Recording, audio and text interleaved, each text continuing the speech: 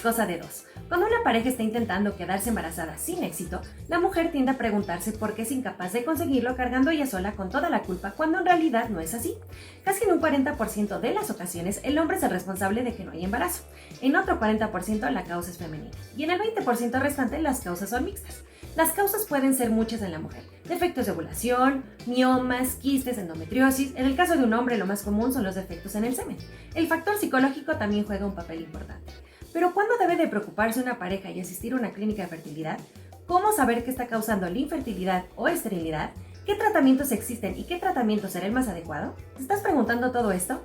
No te pierdas este Platícame con Florencia Vicentini, licenciada en genética, porque nos resolverá todas estas dudas y nos dará muchísima información que estoy segura te ayudará. Chécala. Florencia, bienvenida a Platícame, ¿cómo estás? Hola, Miel, buenos días. Un gusto saludarte y a todos por ahí. También yo muy contenta y con mucho gusto de saludarte, y también pues agradeciéndote mucho que estés con nosotros para platicar de un tema que muchas parejas y muchas mujeres y hombres que están buscando tener un bebé, pues yo creo que les interesa. Y bueno, vamos a hablar de la fertilidad y los tratamientos de reproducción asistida, pero también creo que es muy importante, para que arranquemos la plática, que podamos entender varios conceptos que luego muchas veces tenemos como confundidos. Entonces, Sí. primero creo que sería importante entender cuál es la diferencia entre fecundidad y fertilidad. Bien, bueno, les cuento a todos del otro lado que sí existe una diferencia entre la palabra fecundidad y la palabra fertilidad. Justamente la palabra fecundidad está relacionada con la infecundidad o con la esterilidad, que se refiere a la falta de fecundación. O sea que son personas, parejas, que están teniendo problemas justamente en esta parte del proceso, que es cuando el óvulo o el espermatozoide se debe unir al óvulo. Okay. Entonces, una vez que la pareja, que esto es súper importante, establecer un diagnóstico y encontrar, digamos, en qué parte del proceso está el problema, las personas que tienen problemas justamente en lograr la fecundación, bueno, pueden ser, por ejemplo, personas que tengan, mujeres que tengan algún problema hormonal. Cada hormona, digamos, que tiene una función específica en lo que es el ciclo menstrual. Entonces, puede ser que estén existiendo problemas, por ejemplo, en el desarrollo de los folículos ováricos, que adentro tienen estos óvulos maduros que luego van a ser los que necesitamos que el espermatozoide fecunde. Okay. Pueden existir problemas en la ovulación, justamente, que es este proceso en donde el óvulo ya maduro sale del folículo y se dirige hacia las trompas de falopio.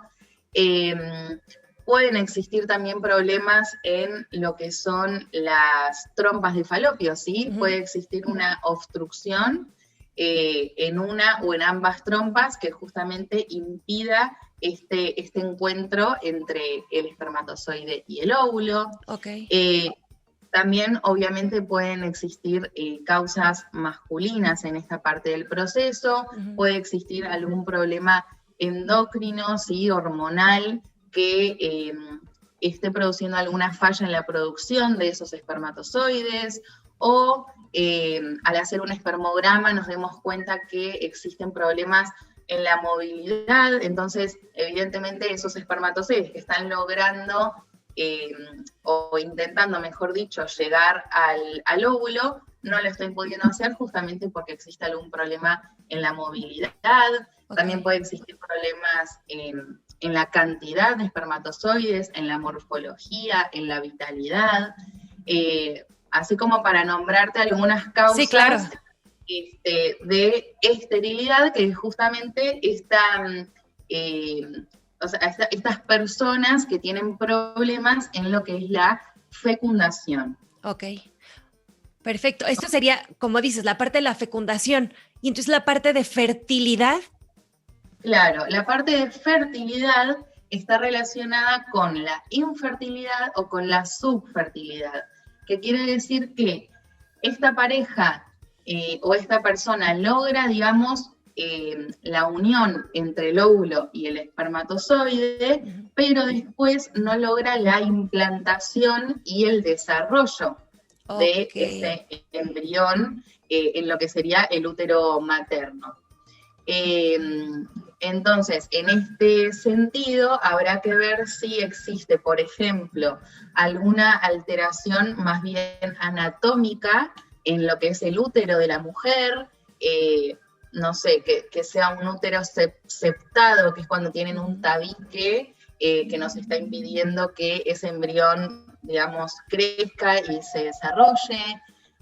Pueden existir también problemas a nivel del útero en cuanto a miomas, pólipos, adherencias, endometriosis, que pueden estar, digamos, perjudicando la implantación y el desarrollo de ese embrión.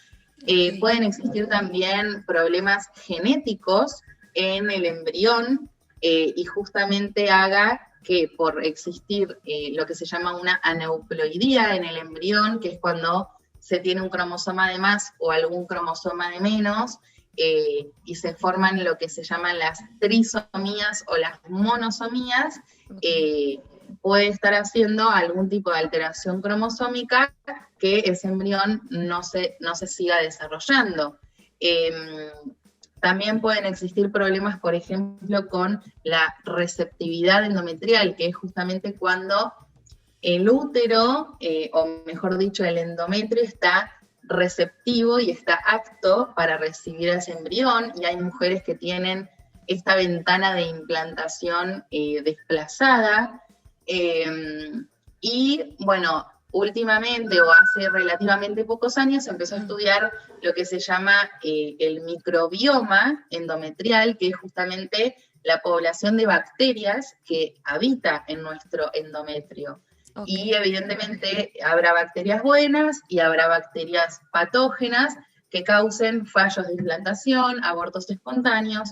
Entonces, creo que uno de los consejos que yo les daría a todas las personas que nos están mirando es que es muy importante establecer el diagnóstico y ver justamente en dónde está el problema y cuáles pueden ser como el abanico de posibles causas, como para ir analizando una a una e ir descartando y encontrando dónde está el problema para saber cuál puede ser la posible solución, ¿no? Claro, claro, porque sí es entender perfectamente, bueno, ahorita ya que lo explicabas, que puede ser o por una cuestión de que realmente ni siquiera se está logrando esta fecundación, o realmente sí fecundó, pero ya viene otro tipo de problema, por lo cual no se está logrando, digamos, ya el embarazo, ¿no? Como tal. Claro, exactamente. Perfecto. Hay otro concepto que yo leía y que ni siquiera yo, bueno, sabía o entendía que existía, que es la infertilidad secundaria. ¿Cuándo es secundaria? En realidad se llama así, infertilidad secundaria, porque son mujeres que ya tuvieron un hijo y cuando quieren volver a buscar un embarazo, no lo logran o sí lo logran, pero se producen, por ejemplo, fallos de implantación o abortos espontáneos. Entonces, por eso se llama secundaria, porque son mujeres que ya tienen un hijo previamente, pero cuando quieren volver a intentarlo, no lo pueden lograr, y en realidad las causas pueden ser exactamente las mismas que para la infertilidad primaria, por así decirlo. Ok. Sí, porque a lo mejor hay parejas que dicen, bueno, pero si tuvimos uno, ¿por qué ya no logramos el segundo? Bueno, se pudo haber entonces, pudo haber pasado algo que entonces afectara como esta segunda ocasión. Sí, en realidad, bueno, obviamente ya de por sí para el cuerpo un embarazo es todo un conjunto de cambios, no solamente de la parte hormonal, o sea, es todo el cuerpo se predispone a llevar ese embarazo. Entonces evidentemente después de que ese embarazo ya llegó a término, el bebé nació, bueno, todo ese cuerpo tiene que volver a la normalidad, las hormonas tienen que volver a estar en sus valores, digamos, normales. Después empieza todo un periodo de lactancia y demás, que también hace que el cuerpo como que se tiene que ir acostumbrando a las diferentes etapas, y bueno, entre todo ese lapso de tiempo y procesos que fueron pasando en el medio, puede ser que algo se desajuste, puede ser que haya quedado alguna consecuencia con respecto a ese embarazo, a esos ciclos, a ese proceso, digamos, que bueno, haga que para buscar un segundo embarazo sea un poco más difícil, o también influye la edad. O sea, hay veces que buscamos un primer embarazo a los 20 y pico de años, después ya no queremos por un tiempo saber más nada con ese tema, y cuando lo queremos volver a intentar nos damos cuenta que nuestra reserva ovárica está súper disminuida, que quizás, no sé, nos salió algún mioma, algún pólipo en el útero, y eso nos está impidiendo el embarazo. Bueno, pueden existir diferentes causas, y obviamente a medida que la mujer va cumpliendo años, o sea, su edad va aumentando, evidentemente la fertilidad va disminuyendo, simplemente por un proceso, digamos, del paso de los años, de la cantidad de menstruaciones, de que nuestra reserva ovárica también se va disminuyendo, empiezan a existir problemas, no es que empiezan a existir, sino que hay un mayor riesgo, digamos, de que los óvulos presenten fallos o errores en la división de sus cromosomas, entonces nos queden con algún cromosoma de más o algún cromosoma de menos, que es lo que justamente origina estas aneuploidías que hablábamos en el embrión. Así que bueno, pueden ser diferentes cosas. Claro. En el caso de los hombres, ¿también puede ir influyendo la edad o con ellos no influye? Sí, en realidad, bueno, la edad en los hombres después de los 40, 45 años se podría decir que influye, por un lado, en lo que es la calidad espermática. Podemos notar que si hacemos un espermograma, pueden algunos valores estar alterados por la edad, por los hábitos, por la alimentación, o sea, hay un montón de cosas que juegan en contra de esto, y también la edad paterna avanzada puede llegar a estar más relacionada o existir un mayor riesgo de que haya mayor predisposición a que los bebés nazcan con algún tipo de autismo o esquizofrenia. O sea, no está tan relacionado con la parte cromosómica, digamos, pero sí con esta parte más de el autismo y la esquizofrenia con la edad paterna avanzada. Ok, bueno, entonces sí tiene que ver realmente, o sea, sí influye la edad en todas estas cuestiones. ¿Y cuándo es que se debe de acudir a una consulta de fertilidad? O sea, ¿en qué momento es cuando una persona o una pareja dice, ok, algo está pasando, tengo que ir a checarme? Bien, bueno, en realidad siempre digo lo mismo, existe la teoría y existe un poco la práctica, ¿no? Claro. En la teoría se divide, digamos, a las mujeres en dos grupos, aquellas que tienen menos de 35 años y las que tienen más de 35 años. Entonces se dice que si la mujer tiene menos de 35 años y pasó un año manteniendo relaciones sexuales activas, ¿sí? Durante sus días fértiles, ¿no? O sea, como teniendo muy en cuenta como toda esta parte, se dice que si pasó un año y no logró embarazo, es necesario acudir a un especialista para hacer todas las pruebas, digamos, diagnósticas y básicas necesarias para poder descubrir cuál es la causa de que esto no se esté produciendo. Y después las mujeres mayores a 35 años, se les da un periodo de 6 meses como para que mantengan relaciones sexuales activas y vean si se produce o no el embarazo. Yo lo que siempre digo es que si las mujeres tienen más de 38 años, yo no esperaría mucho a que se cumplan esos 6 meses, sino más bien se puede acudir a un especialista, y esto también es algo que aclaro mucho, acudir a un especialista no significa sí o sí tener que empezar un tratamiento de fertilidad, ¿no? Simplemente es una persona apta y especialista que los va a guiar muchísimo mejor en este proceso que quizás un ginecólogo que puede realizar justamente más la parte ginecológica y no tanto la parte de fertilidad. Claro. Entonces, bueno, digamos que yo les sugiero a las chicas que tengan más de 38 años, yo no esperaría esos 6 meses porque la realidad es que en fertilidad el tiempo es oro. Entonces, cuanto menos tiempo también se pierda en descubrir este diagnóstico, esta causa que nos está impidiendo el embarazo, bueno, también más rápido vamos a llegar al objetivo, ¿no? Sí, por supuesto. Y ahorita, por ejemplo, que hablabas de los estudios, ¿hay como estudios específicos para la mujer que para el hombre? Sí, digamos que hay estudios básicos que a mí me gusta como, o sea, yo hago asesoramiento con los pacientes y realmente hay como pasos básicos que uno tiene que saber como para ver si por lo menos se cumplió, o sea, obviamente que cada pareja es un mundo y hay que, por eso se habla tanto de la medicina personalizada, ¿no? Claro.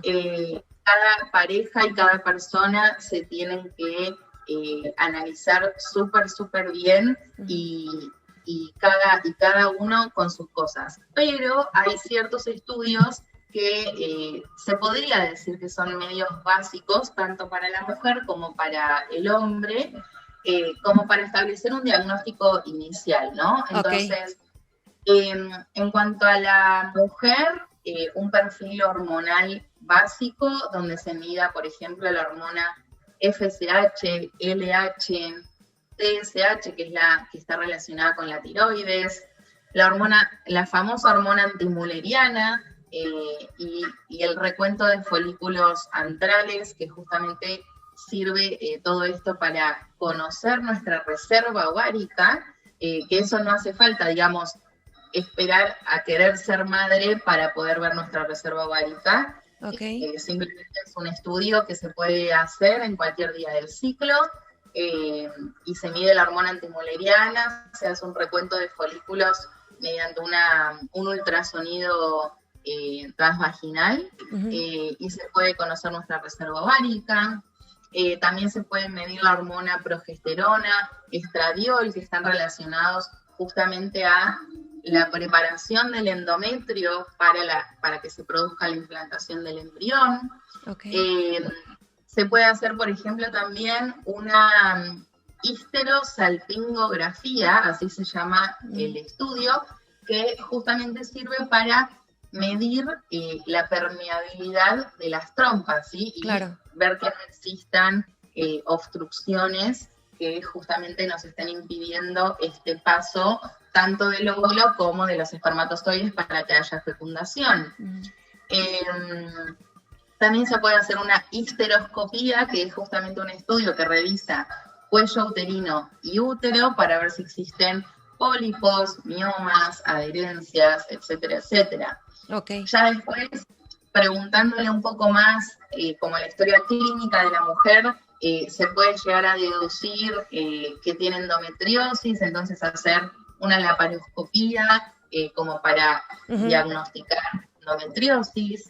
Y después, bueno, obviamente que en el hombre hacer estudios hormonales para ver si existen también alteraciones, por ejemplo, en la testosterona y que haya algún problema en la producción de esos espermatozoides, o el famoso espermograma, que es el análisis del semen, ¿sí? De la muestra seminal, donde se tiene que medir volumen, concentración, o sea, cantidad de espermatozoides que hay en esa muestra, la movilidad, la vitalidad.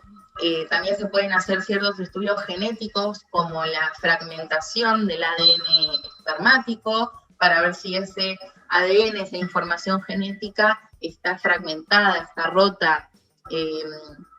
Así que bueno, digamos que esos podrían ser como los estudios básicos que se haga tanto en la parte de la mujer como para la parte del hombre, y establecer un diagnóstico inicial. Obviamente que habrá parejas que en todos esos estudios no se les encuentre nada, o se les diga que todo, digamos, va dentro de los parámetros normales. Ajá. Entonces, bueno, evidentemente esas parejas va a haber que ir haciendo poco a poco estudios más específicos, Claro. como para descubrir la causa. Claro. No, y además, por ejemplo, también hay un factor que creo que también llega a influir mucho, ahorita tú nos vas a contar si sí o si no, que es el factor psicológico. ¿Sí tiene que ver o no? Bueno, en realidad yo siempre me gusta decir que el éxito en lograr un embarazo no solamente tiene que ver con la parte física, sino también tiene que ver muchísimo la parte emocional y la parte psicológica. Entonces, creo que primero debemos ubicarnos en la situación de cada uno, Claro. ver si estamos compartiendo esto con una pareja, si lo estamos haciendo solos, si estamos acudiendo a algún donante de esperma o algún donante de óvulos. Creo que primero hay que situarse, digamos, en la situación de cada uno. También pasa mucho en todo este proceso de búsqueda de embarazo, la ansiedad, los miedos, los diagnósticos que no están tan buenos, Claro. las peleas con nuestra pareja porque quizás no está tan involucrado como me gustaría que esté, o yo no estoy quizás ese mes o en ese momento tan enfocada como debería estar. Tiene que ver también muchísimo la parte de la alimentación, o sea, no solamente quiere decir comer bien, sino Claro. comer alimentos y suplementos naturales específicos para cada una de las etapas del proceso de la búsqueda o del ciclo menstrual.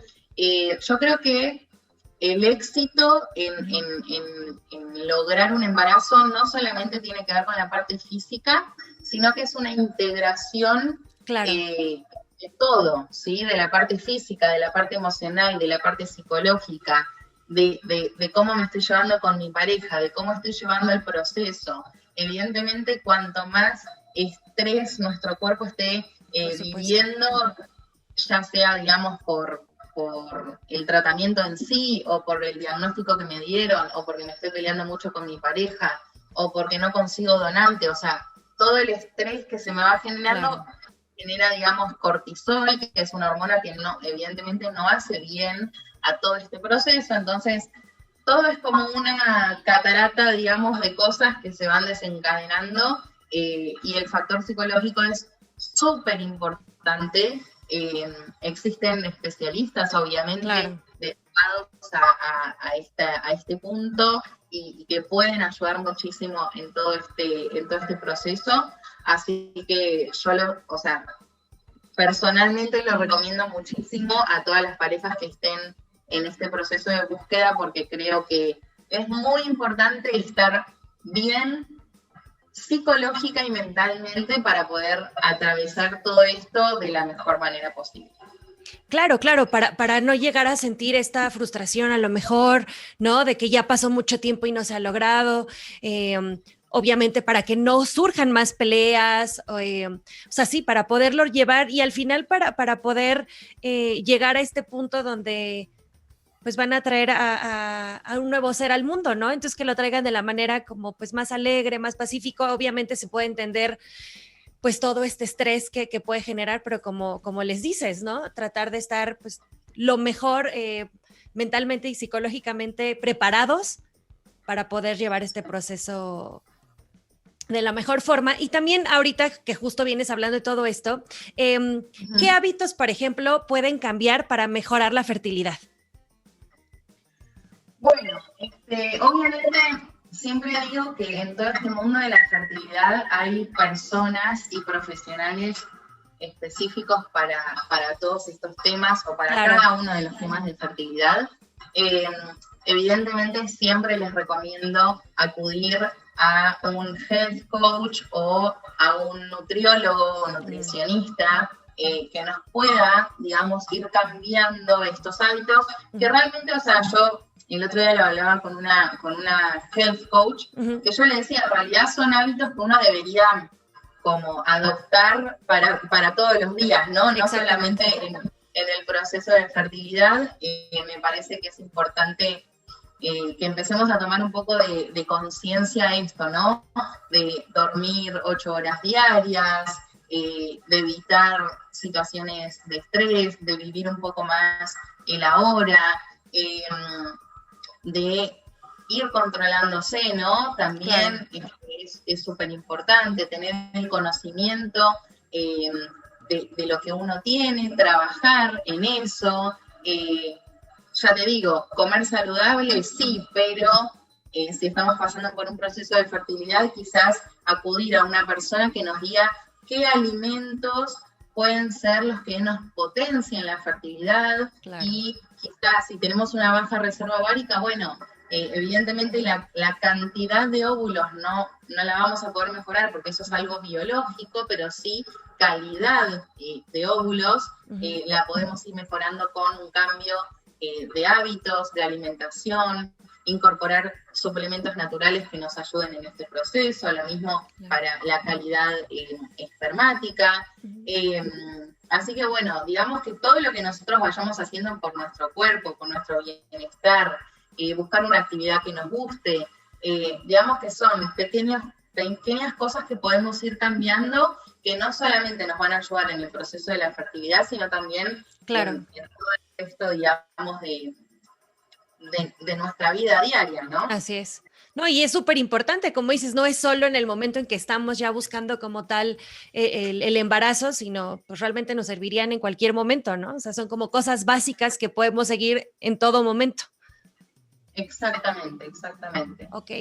Fíjate, Flor, que algo que también vi en tu Instagram y que me pareció muy importante que comentáramos son los agentes ambientales tóxicos que pueden afectar la fertilidad. ¿Cuáles son estos? Ajá. Bueno, en realidad siempre uno tiene que tener en cuenta que lo que es el fenotipo, o sea, lo que nosotros vemos, ¿sí? de la persona, o sea, el físico, por así decirlo, siempre está relacionado tanto con la genética como con los factores ambientales. Entonces, el ambiente, en realidad, siempre va a estar como presente, digamos, en toda esta parte de la genética y de nuestro cuerpo. Obviamente que existen, digamos, diferentes sustancias químicas, o si vivimos, por ejemplo, en una ciudad de muchos factores ambientales tóxicos, ¿no? El smog y todo esto puede llegar a afectar a, por ejemplo, la calidad de los espermatozoides, o esas personas que viven cerca de lo que son fábricas que largan esos químicos tanto al agua como al aire. O sea, evidentemente son personas que pueden llegar a sufrir algún tipo de consecuencia por estos factores ambientales tóxicos, que pueden ser químicos, que pueden ser metales, que pueden ser contaminantes. Claro. Ya te digo, que se encuentren en el aire, en la tierra, en el agua, en los alimentos, en todos los productos de consumo habitual. Entonces, siempre uno quizás puede recomendar elegir productos que estén con menor exposición a pesticidas, ¿sí? O sea, todo, por ejemplo, lo orgánico, que ahora está haciendo mucho auge, digamos, en estos tiempos. Obviamente, si es una persona que trabaja con químicos, con metales pesados, obviamente, bueno, claro, eso supongo que será un protocolo, ¿no?, del lugar también, pero bueno, estar siempre protegido con el equipo de protección personal como para evitar que estos tóxicos nos puedan afectar. Disminuir, por ejemplo, lo que es la cantidad de alimentos procesados o enlatados, ¿sí? O sea, digamos que pueden ser diferentes factores ambientales que pueden llegar a estar perjudicando en este proceso de búsqueda, o que nos estén causando algún tipo de disminución en la calidad de nuestros gametos, que siempre hay que tenerlos en cuenta y tratar de evitarlos lo más posible, ¿no? Claro. Y, por ejemplo, ¿el cigarro también sería un factor importante? Sí. Obviamente, o sea, todos los hábitos que son el cigarro, el alcohol, las drogas, evidentemente sí van a perjudicar tanto en el proceso de búsqueda como en el desarrollo de ese bebé, sí. Ok, perfecto. Esto también es como importante porque evidentemente hay mucha gente que sí consume pues el tabaco, el alcohol, ¿no? O algún otro tipo de droga y a lo mejor no lo relacionan con el problema que puedan estar teniendo. Entonces también era importante por eso. Y otra cosita, antes de que pasemos a las técnicas de reproducción asistida, que también creo que le puede interesar mucho a la gente, obviamente que no está logrando como este embarazo, era, por ejemplo, ¿hasta qué edad los óvulos o los espermatozoides tienen una buena calidad? Bueno, esa pregunta en realidad es muy relativa, porque cada persona es un mundo y puede pasar que una chica de 31 años de repente se encuentre con que tiene baja reserva ovárica y cuando extraen los óvulos para un proceso de reproducción asistida, sus óvulos sean malos y tiene 31 o 32 años que no coincide, digamos, con lo que dice la teoría. Entonces, en realidad, no creo que haya una edad específica en la que los óvulos sean buenos o los óvulos sean malos. Hay que analizar el proceso de esa persona, la historia clínica, evidentemente para realmente poder ver el óvulo y ver qué calidad es, evidentemente tiene que existir una punción en el medio, una extracción de estos óvulos mediante, justamente para ingresar a una técnica de reproducción asistida, y evidentemente el embriólogo en el microscopio verá si son de buena calidad, si no son de buena calidad, si están maduros, si no. Entonces, no creo que haya una edad que uno pueda decir, bueno, son buenos o son malos, simplemente eso va a depender de cada caso, de cada diagnóstico y de cada persona. Ok, perfecto. Sí, como vienes hablando realmente desde el principio. Cada caso va a ser único y cada caso, por eso es que tienen que hacerle como las pruebas específicas para poder determinar qué es lo que está sucediendo, ¿no? Exactamente. Perfectísimo.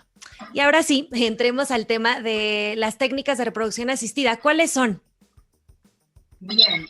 Bueno, las técnicas de reproducción asistida tenemos la parte de andrología, que sería lo que se llama el espermograma, o sea, todo el estudio, digamos, de la parte masculina. El espermograma, digamos, que se hace en un laboratorio aparte de lo que es el laboratorio de FID, en donde, bueno, son, digamos, dos laboratorios diferentes porque en el laboratorio de FID no puede existir nada de contaminación, o sea, es un ambiente súper estéril, en donde cuando se extraen los óvulos y también se produce la fecundación in vitro, que ahora vamos a hablar un poco, todo ese ambiente tiene que estar súper estéril como para que no perjudique, digamos, en ninguna etapa de ese proceso. Entonces, en cuanto a la parte de andrología, está el espermograma, y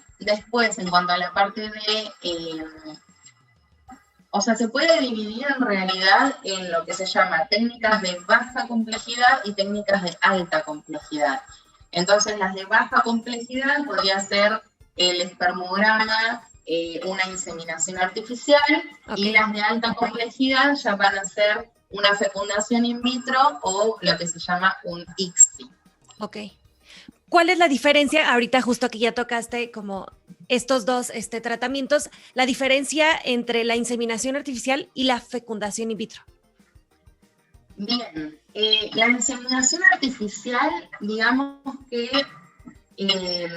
es una técnica de reproducción asistida de baja complejidad, porque lo que vamos a, digamos, hacer simplemente es, lo único que vamos a necesitar es una muestra de espermática, en donde obviamente va a pasar por un proceso de selección y capacitación, y esa muestra es la que vamos a introducir con una cánula en lo que es el tracto femenino y vamos a depositar los espermatozoides cerca, digamos, de lo que es el útero y las trompas de falopio para que ellos solitos, digamos, se muevan hacia el óvulo y lo fecunden. Digamos que es una especie de ayuda ante esos espermatozoides que quizás no están logrando el proceso de la fecundación, entonces vamos, o sea, como que los ayudamos a llegar más fácil al óvulo que está en las trompas de falopio. Obviamente que tiene que existir una estimulación ovárica, que es justamente esta parte hormonal, o sea, esta parte de hormonas que nos dan los médicos. En una inseminación artificial, evidentemente, vamos a estimular poco porque queremos que un folículo esté maduro, pero tampoco queremos que 5 estén maduros porque se puede producir, por ejemplo, un embarazo múltiple. Entonces, claro, entonces en una inseminación artificial hay como más probabilidades o más riesgo de un embarazo múltiple porque uno realmente, sí, obviamente antes de hacer la inseminación, el médico se tiene que fijar cuántos folículos maduros hay, y si hay más de 3 folículos maduros, esa inseminación se cancela justamente por el riesgo de embarazo múltiple, pero bueno, se hace una pequeña estimulación a la mujer como para que 1 o 2 folículos estén maduros y se introduce la muestra seminal con una cánula para que solitos hagan el proceso de fecundación.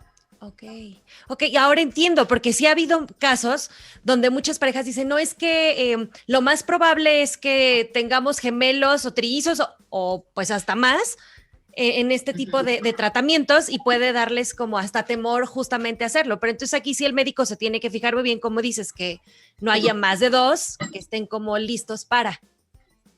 Claro, exacto. Digamos que también se puede producir el embarazo múltiple con las técnicas de alta complejidad, que son las fecundación in vitro y el ICSI, pero ahí es un proceso más controlado porque, para explicarte, digamos, en qué se diferencia con la inseminación, la fecundación in vitro, primero que vamos a necesitar una estimulación ovárica más fuerte. ¿Por qué? Porque justamente necesitamos sacar la mayor cantidad de óvulos que podamos.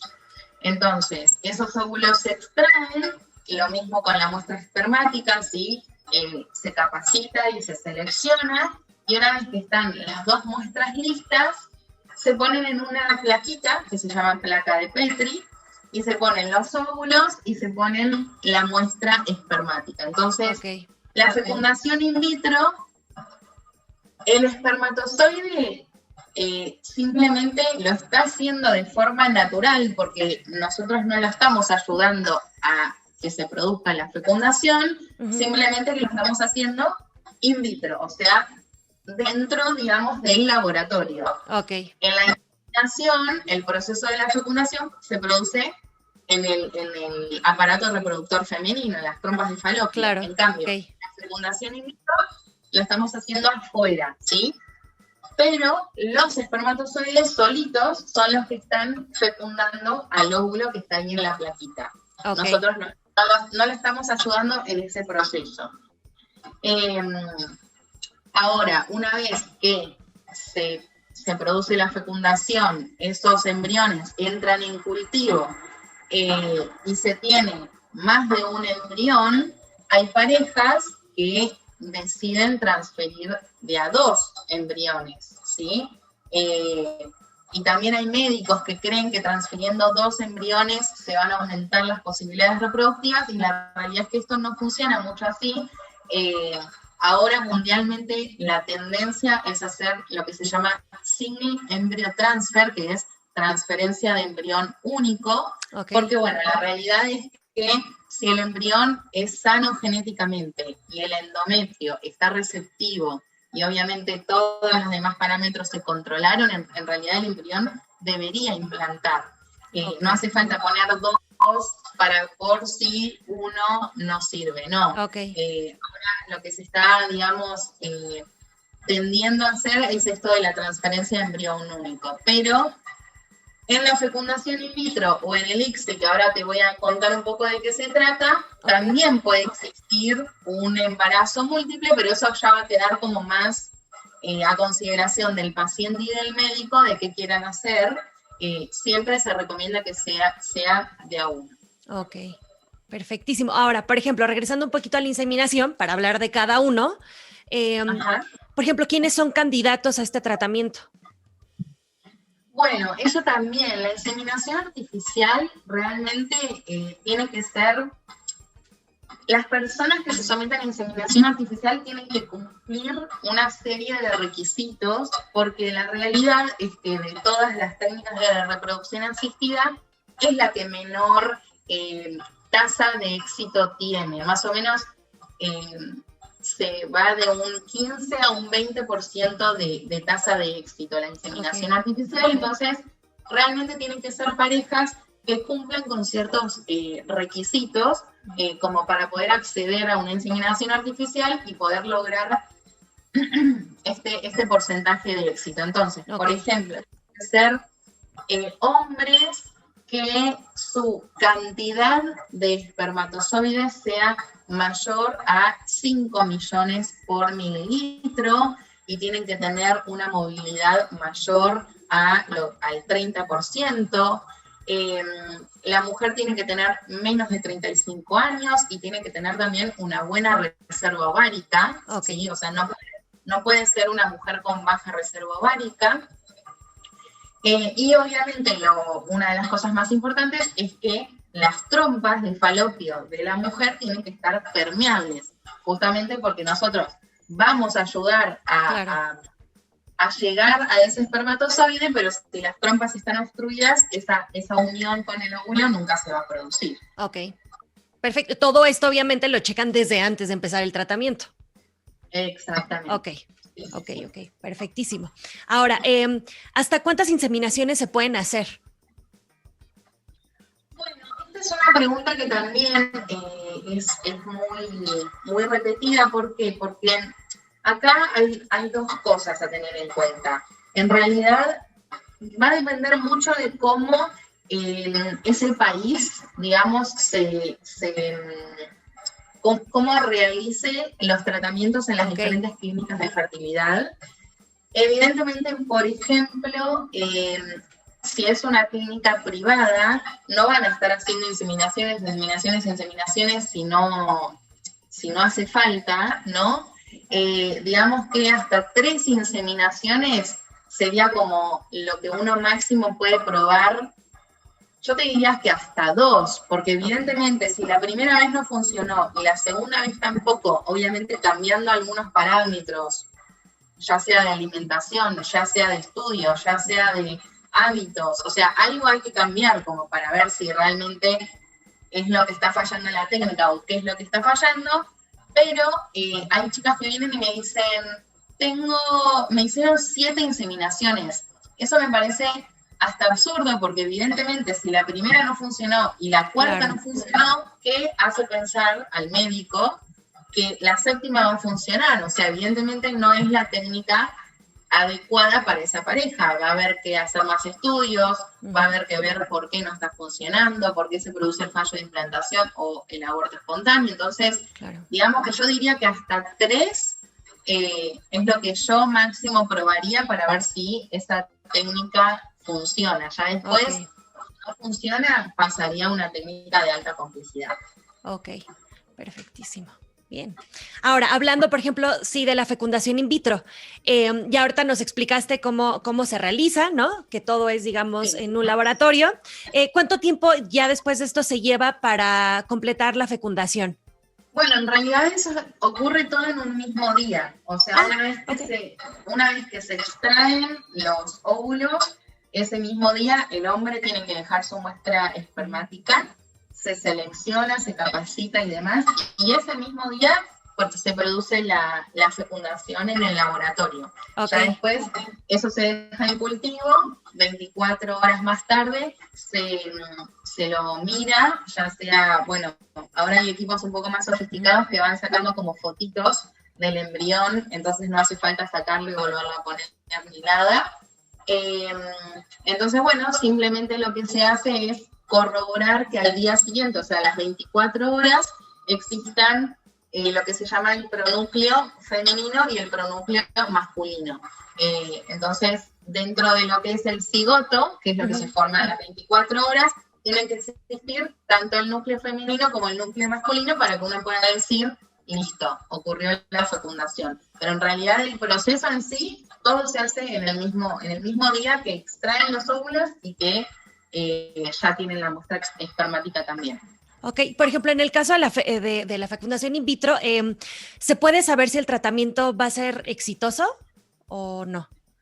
No, eso no se puede saber nunca. O sea, obviamente que sí, a esta altura de las investigaciones y demás, existen un montón de estudios, sobre todo los genéticos, que son los que más tomaron auge en estos últimos tiempos, que obviamente su objetivo es mejorar las tasas de implantación, claro, es mejorar las tasas de embarazo, se pueden hacer estudios genéticos para verificar lo que es el material genético, por ejemplo, de los espermatozoides. A ver, estudios para mejorar las tasas de embarazo hay.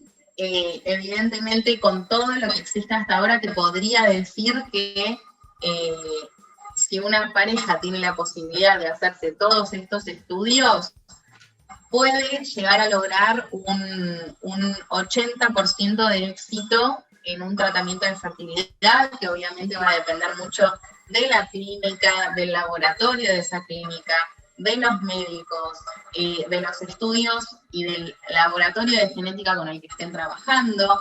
Entonces, hay un montón de variables a tener en cuenta, pero yo creo que hay un 20% todavía, un 20-30% de cosas que lamentablemente todavía no se descubrieron y que por más que las personas hagan todos esos estudios, siguen existiendo fallos de implantación. Entonces, claro, uno nunca puede tener en biología nada, 2 más 2 nunca es 4, nada es 100%.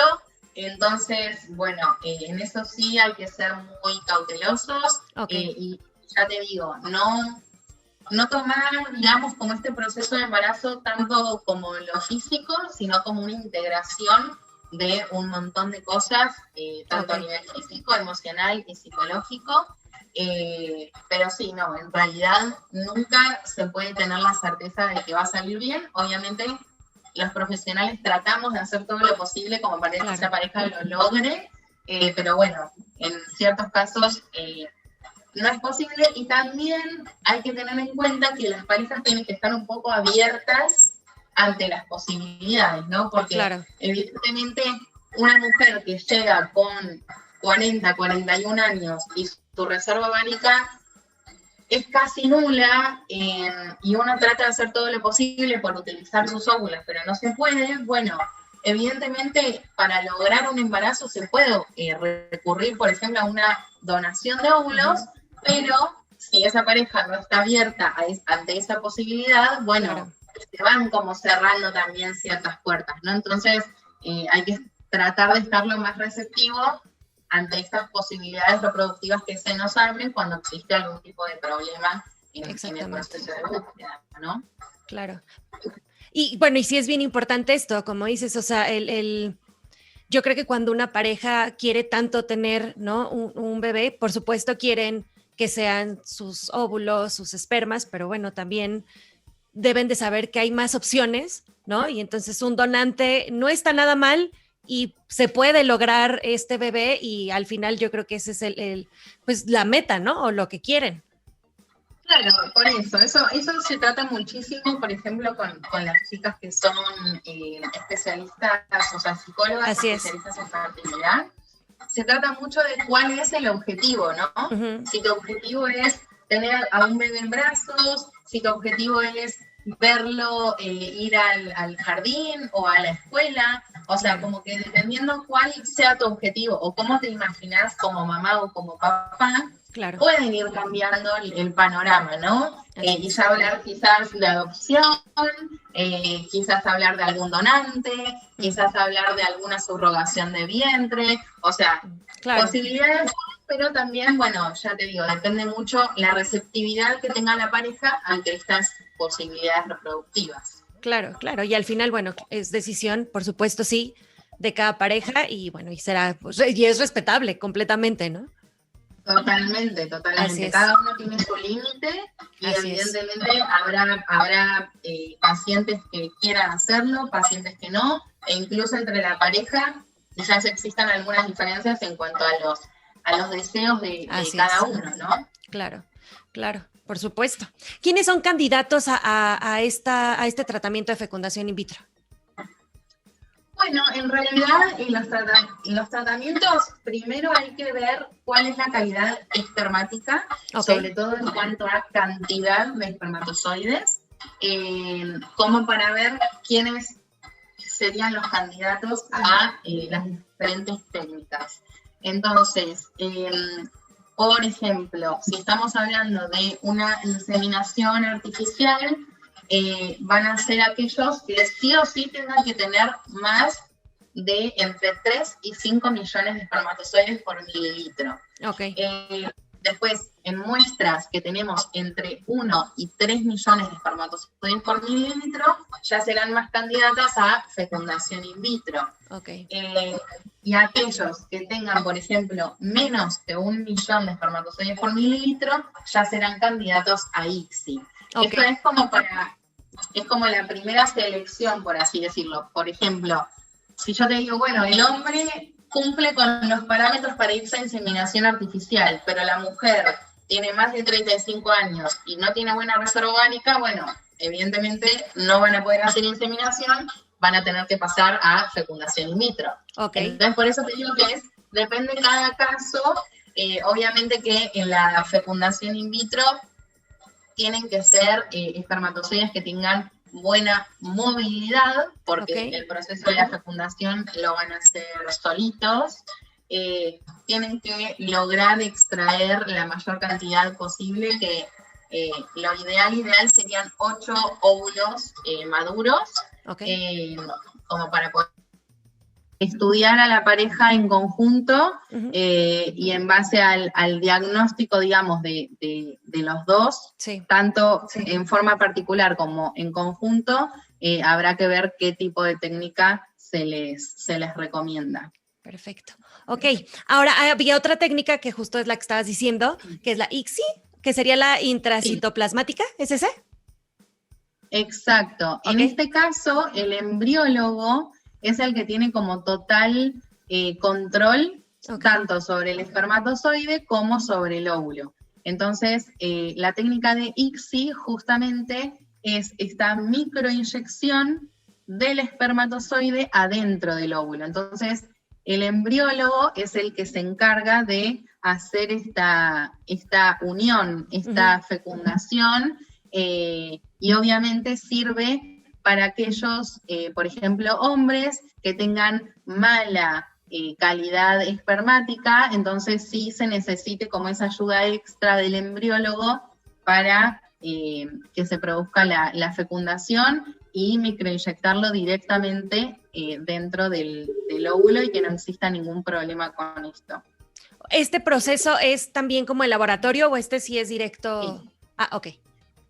Esto es todo en el laboratorio. El único, digamos, o sea, el proceso que es más natural, se podría decir que es la inseminación, porque todo ocurre dentro del aparato reproductor femenino y lo único que tenemos que introducir es la muestra espermática seleccionada.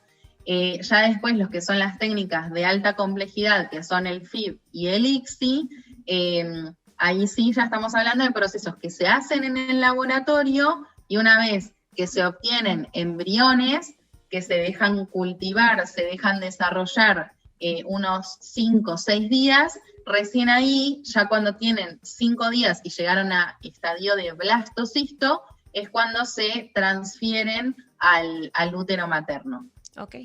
Ok, y con cualquiera de estas tres técnicas, ya realmente en cuanto se transfiere, bueno, ya de ahí es esperar a que realmente se logre como tal el embarazo. Exactamente. Ok. Exactamente. Eso es lo que denominamos un poco la beta espera, justamente porque bueno, una vez que se produce la implantación del embrión, que lleva entre 5, 6, 7 días dentro del útero materno, ese embrión empieza a liberar una hormona que se llama HCG, Okay. Que es la que se detecta en los test de embarazo caseros, los que se hacen a través de la orina, o a través de un análisis de sangre que detecte la hormona. Entonces, por eso se llama la beta espera, porque la hormona se llama beta HCG, y son justamente estos 10, 12 días más o menos que pasan entre que te hacen la transferencia o la inseminación hasta que comprobamos si existe embarazo o no. Así que bueno, en este periodo de tiempo pueden llegar a existir ciertos síntomas o no. Digamos que los síntomas de la beta espera no son exclusivamente necesarios de sentir. Puede haber personas que no sientan absolutamente nada y también está bien. Puede haber personas, por ejemplo, que tengan, mucho cansancio, mucho sueño, estreñimiento o al contrario, diarrea. Entonces pueden haber personas que tengan, por ejemplo, durante todo este periodo, pinchazos, ¿no? en la parte del útero, de los ovarios, dolores de cabeza, acné, mal humor, quizás también algún sangrado, que obviamente es como un manchado más que un sangrado. Ya si es un sangrado abundante hay que recurrir al médico para ver qué es lo que está pasando, pero también existe lo que es el sangrado de implantación, que es justamente cuando el embrión se termina de implantar, como obviamente se está implantando en un endometrio que está lleno de vasos sanguíneos, esa ruptura de los vasos puede hacer que se desprenda cierto manchado. Entonces, bueno, también pueden llegar a tener esto durante la beta espera, pero bueno, ya te digo, son síntomas que pueden aparecer o no, y no significa ni que uno esté bueno ni que uno esté malo, simplemente habrá personas que lo tengan y habrá personas que no, y también por todo este lío, digamos, hormonal por la que la mujer pasa, tanto en la estimulación como en la transferencia, realmente es mucha catarata de hormonas que también nos pueden llegar a dar un pequeño malestar, un pequeño dolor de cabeza,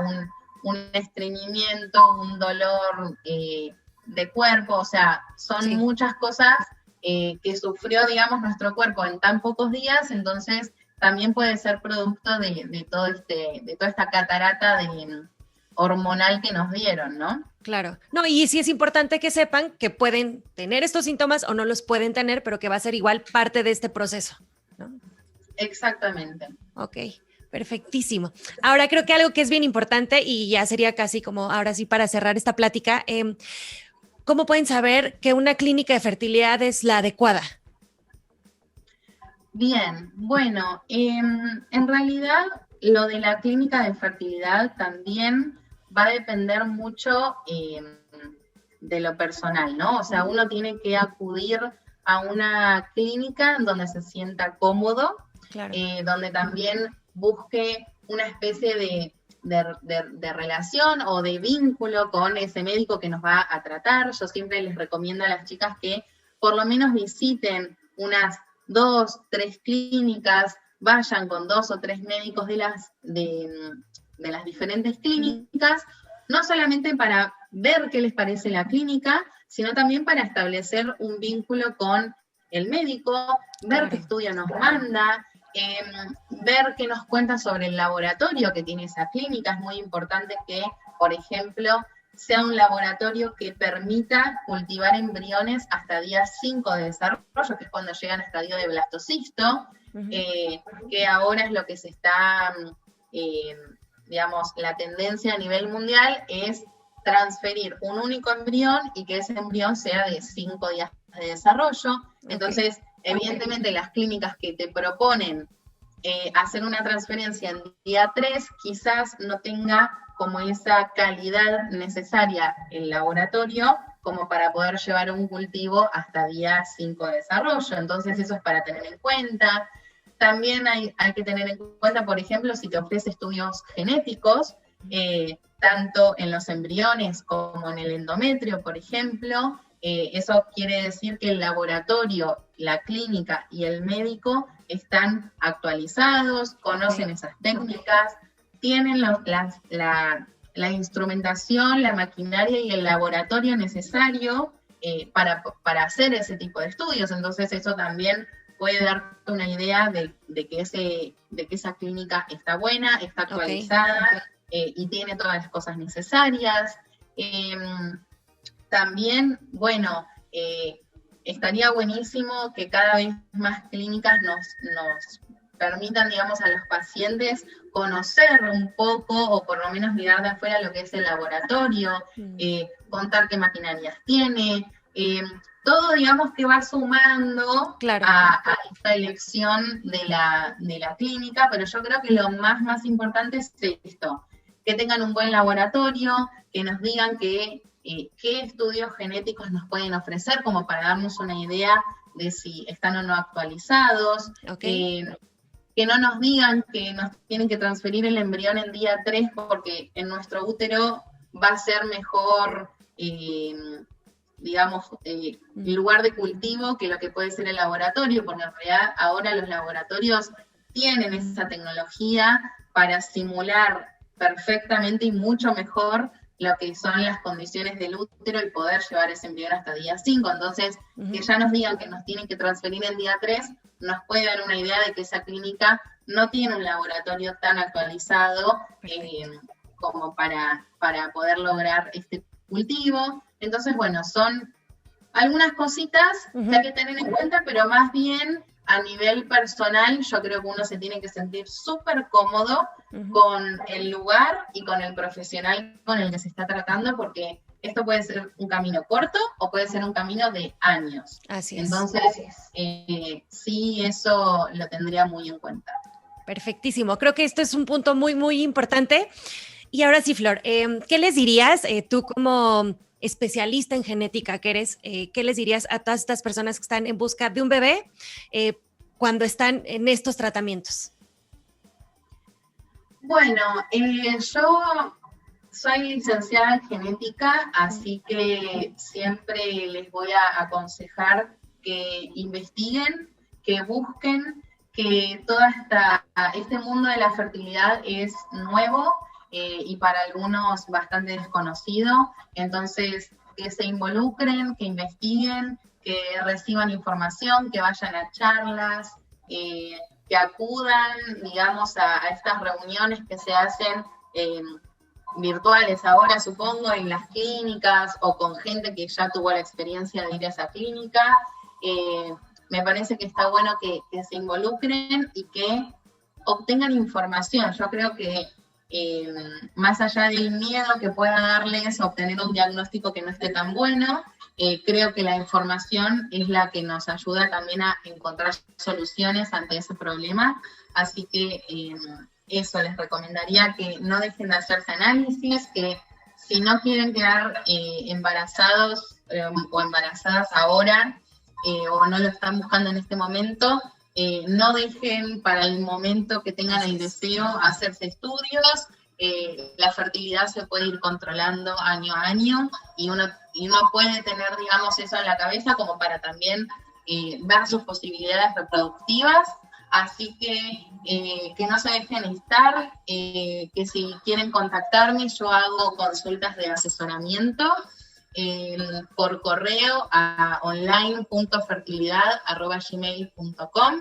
Así que el que me quiera contactar, pedir un consejo, una recomendación, lo puede hacer perfectamente. Así que esa es mi recomendación. Y ya para los que están pasando por este proceso hace varios años, que no se rindan, que hay soluciones, que quizás es encontrar el equipo de médicos y el diagnóstico preciso para encontrar una solución al problema. Así que nada, les deseo a todos que lo puedan hacer y muchos éxitos y paciencia en este proceso que a veces puede ser muy difícil y muy largo. Así es. No, pues yo te agradezco mucho y también les recomiendo muchísimo la cuenta en Instagram de Flor porque subes muchísimo contenido súper importante que obviamente tiene que ver con todo el tema de la fertilidad, todo el tema de los tratamientos. Entonces, si tú no lo dices, está mejor. ¿Cuál es tu cuenta de Instagram? Bien, mi cuenta de Instagram es fertilidad.online. Perfectísimo, perfectísimo. Y sí, pues yo te agradezco nuevamente por este tiempo, este espacio, pues toda la información que nos has brindado y de verdad, pues muchas, muchas gracias, Flores. Ha sido maravilloso contar contigo en Platícame. Gracias por todo. Muchísimas gracias a ustedes por invitarme, espero que se haya entendido lo mejor posible y bueno, muchísimas gracias a todos los que están mirando también el video. Muchísimas gracias a ti nuevamente. Te mando un beso y un abrazo bien grande hasta Argentina. Gracias por todo. Gracias. Igualmente, a ti. Bye, bye. Chau, chau.